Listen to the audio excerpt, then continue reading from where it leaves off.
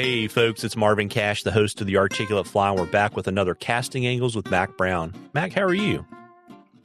I'm doing great. How are you doing, Marvin? As always, I'm just trying to stay out of trouble, and it's kind of funny. You didn't even bother to come all the way back to the East Coast after the Seattle show. You're hunkered down in a hotel in Denver watching the snow. Yeah, I got in late at night, and it was snowing when we landed at about 1 a.m, and it snowed all day today. And I'm just lucky I had a lot of work, with emails and things going on. So I've been kind of busy on the computer most of the day here. Yeah, and it's funny. So you've got a couple more kind of like take it easy work days, and then I guess Thursday you're going to teach your all day casting class with Gary, and then you've got classes and presentations and demos for the entire weekend at the Denver Fly Fishing Show, right? Yeah, that's correct. And then I'll be back in the hotel room before we fly to San Francisco. Do it all again the next weekend. But see, I think I'm here 10 days in Denver. So yeah, it'll be fun. I'm really looking forward to the show. Yeah. So if you have a super fan in Denver, they should reach out to you on Instagram and take you out to dinner while you're hanging out in Denver, waiting to get back to San Francisco, right? Oh yeah. No, we're going to have 10 days. I'm going to call my sister-in-law and nieces, and maybe they'll come up from Colorado Springs when we're at the Gaylord. Well, there you go. Well, it's funny. Before we started recording, with you being on the road teaching and I'm working on the presentations I'm going to give in Denver this weekend, we were kind of talking about, I guess, really kind of our thoughts on kind of, education. And this isn't really necessarily, well, actually, it definitely doesn't apply only to fly fishing. But, one of the things I think we've done in fly fishing is in an effort to make things easy and accessible, we've actually kind of reduced them to the point where we actually make it harder for people to actually learn and improve. And if we would focus a little bit more on teaching people why they're doing what they're doing, they would be more successful learners, and they'd be able to figure out things on their own when they weren't with people to give them the answers.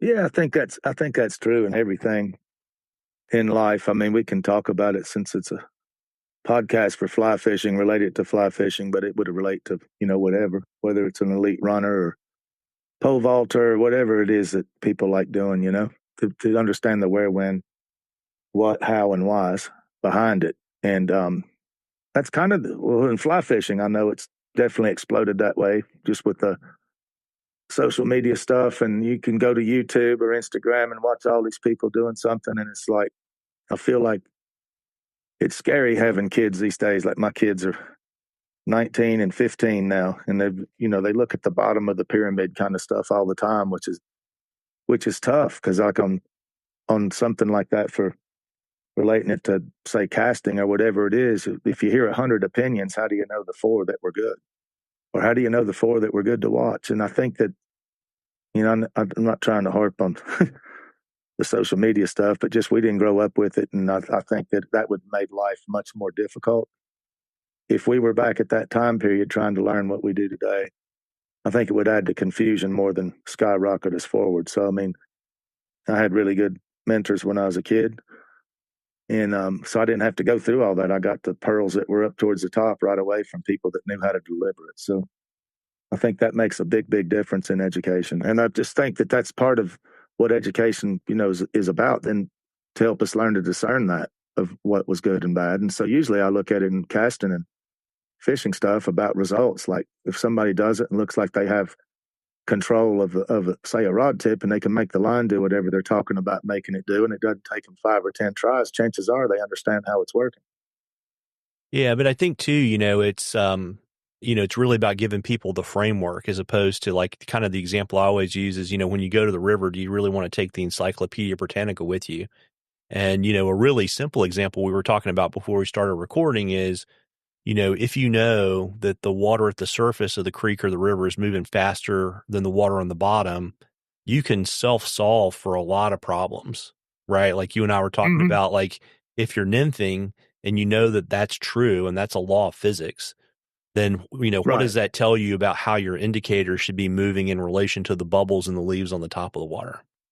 And I think there are all sorts of little things like that, as opposed to saying, well, why should I fish here or fish there? I mean, this, Matt, because I think you sat in on the talk that I've given before about trout food and you, right? And it's like people try to make it really too hard. And it's like, what's the trout doing?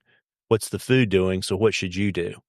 and, That's right. take that framework to the water. And, what, regardless of when and where you're fishing, with a little bit of basic knowledge about, trout and food behavior, you're going to be way more successful. That's right. No, I think that's really true. And I was excited to spend time with Maxine and her daddy, Glenn McCormick, up there in Seattle. And she's a senior in college now, and she was telling me she's going to be a biology major. And Gary was standing right there, he taught biology for a career at the college up there in Wisconsin. And I told her, I said, what a wonderful thing. I said, because she loves to fish and cast, of course. Naturally, she's one of the best, most successful casters in the history of the sport. And I thought, what a wonderful thing, to work off that dichotomous chart. Of course, that, Gary's early books, that's what they were always talking about in the nymphing books about, simple yes, no questions to put people where they need to be. So it helps establish process. And her eyes lit up and we started talking about the simple yes, no, questions. And I think that she has totally the right framework because she's not looking at YouTube to go get that. She's actually getting educated in how to apply that. And so even though it's in biology, that will definitely catapult her, really at a rapid rate as she gets more time to fish and stuff after she's out of college. So I think that's a beautiful thing. Yeah, absolutely. And it's interesting too, because it makes me think about that casting class we put together, how we didn't try to do everything, right? And we just worked on, teaching a system for understanding casting in the vertical plane and understanding basically, arm movement, shoulder movement, and wrist movement. And on the forward and the back cast is help people establish that why baseline, that then they can go and they can start varying things off of that. But if you don't have that foundation, it's really hard if people are showing you, well, like, this is how you do horizontal, this is vertical, this is slightly off vertical, this is curve cast, because there's no framework there, right? Right.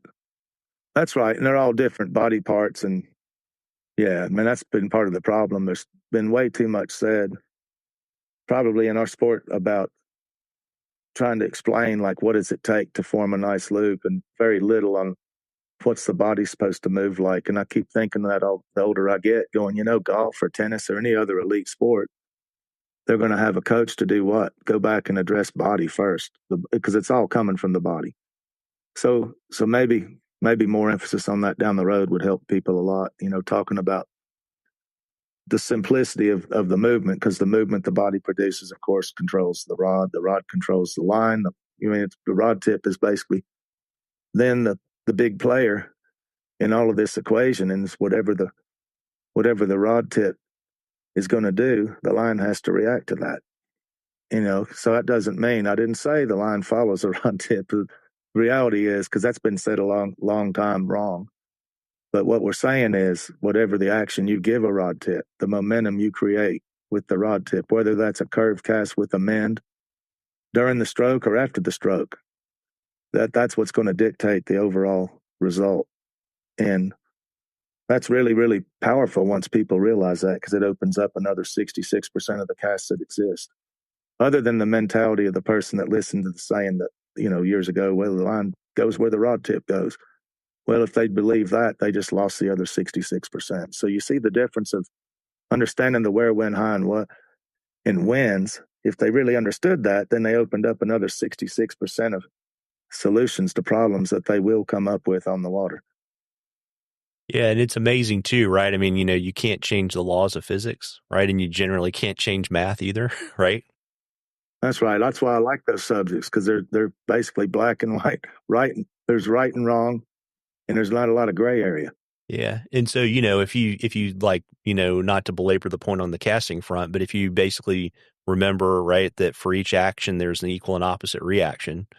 And if you Right. remember that force equals mass times acceleration, you can solve a lot of casting problems, with just those two little pieces of information. Oh yeah, those really make a difference. But yeah, there's just so much out there that over time, I think what happens is concepts that were unique to put into your game, the more and more they get overly simplified, then a lot of times they say nothing at all. Because we can also go, I mean, don't get me wrong, I like simplicity. When I teach, everything's really, really in a very simple said in a very simple, understandable way. But what I'm trying to say is if the stuff that's like on YouTube and you're trying to take a complex type of thing and put it in a little YouTube video in 4 minutes and leave out all the other, then we really didn't get across what we're supposed to get across. We can oversimplify, and then sometimes that does more damage than good too. Yeah, I think it's important, right, to understand. We were talking about this before we started recording, kind of the limitation of the models or the programs. So, I mean, if you kind of think about it, there's kind of, the center, if you had three concentric circles, you've got like, beginning casting concepts, and then outside of that, intermediate, and outside of that, advanced. That's a way, to try to kind of think about things where, you kind of, for lack of a better word, have dogma, whether it's casting dogma or other fly fishing dogma or dogma somewhere else. And, you say, Right. well, I found an exception. Well, that probably means you probably need to move to an outside ring and start understanding kind of more concepts, right? Yeah. Yeah. I think that's the way it usually works. Yeah. Yeah. So each time you starts to have some new question come up that challenge one of your old belief systems, chances are your old belief system was one of the too simplistic of model and it was wrong. Then you understand the other one, then you abandon the one you learned earlier. So that's kind of how it works when the oversimplification starts to get challenged. But to do that also means to question everything till it works in your world. And it's like once it works in your world, chances are you're getting on a path, of growth. But a lot of people just believe everything. And I'm like, wait a minute, what'd you just say, Marvin? I mean, I'm going to, if it didn't make sense, and it's okay to debate it, isn't it? Yeah, and I would say too, it's not necessarily that the old way was wrong. It's just that it's limited, and you found the limitation, right? And Mm-hmm. that's where the growth is by kind of understanding, that limitation, and that's kind of how you progress and kind of build, whether it's casting knowledge, tying knowledge, or something completely unrelated to fly fishing. That's right. Yeah, yeah, it's in everything. I mean, it's basically in every different sport. But I think that a lot of lessons can be learned just by using the example, just from angling, because there's definitely plenty of different avenues to go down.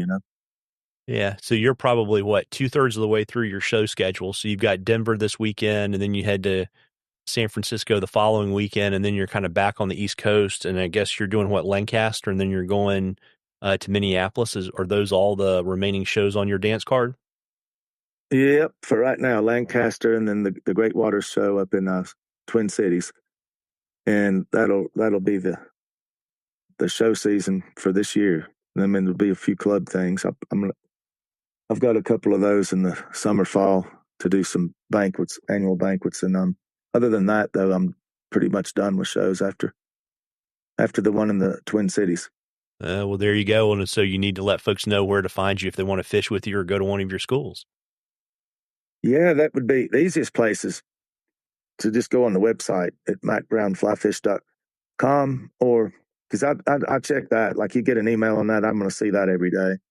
A lot of times people will message me on something like Instagram, and I don't look at that very often, to be honest with you. But I mean, you can message me there. It just might be a delay looking at it because I kind of stay away from that stuff more. But email's the best way, or call. Yeah, and I will be in Denver this weekend, and I always enjoy meeting podcast guests and listeners. So if you're going to be there, I've got two talks. I've got one on Friday afternoon at 4:30, and then one Saturday morning at 11. But I will be at the show the entire weekend. And if you want to catch up, just probably the best thing to do is probably DM me on Instagram, and we can catch up. And folks, as I always say, we got really kind of weird winter weather across the country. If it's warm enough to get out and fish, you certainly should do that. If it's too cold to fish, I would tie flies, or if you're close to a fly fishing show, you should definitely check it out. Tight lines, everybody. Tight lines, Matt. Tight lines, Marvin.